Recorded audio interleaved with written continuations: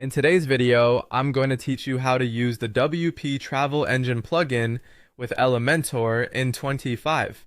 If you're looking to combine the powerful travel booking capabilities of the WP Travel Engine with the flexibility and design prowess of Elementor, you're in the right place. Let's dive right in.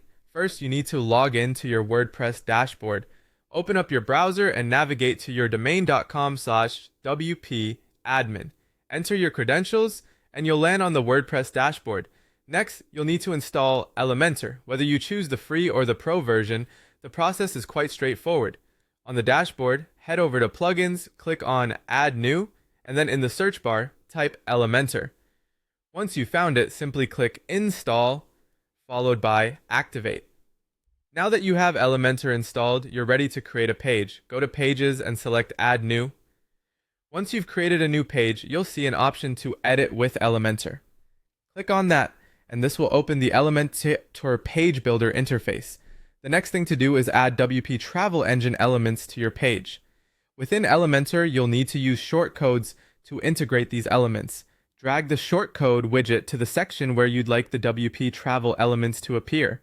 In the shortcode widget, you can use WP Travel Engine shortcodes such as WP Travel Engine Search, for a booking and search bar, WP Travel Engine Trips to list trips, and WP Travel Engine Featured Trips for featured trips. Just paste these shortcodes in the widget where needed. The layout and styling also play a crucial part in your website's look and feel. Use Elementor to adjust the columns, background, spacing, and styles so that your page is visually appealing and easy to navigate. You can add images, text, or buttons to each section as needed to enhance the overall design. Once everything is set up to your liking, it's time to publish your page. Click Publish on the Elementor panel, and your newly designed page, now featuring WP Travel Engine elements, is live. Finally, though optional, you might want to set this page as your home page.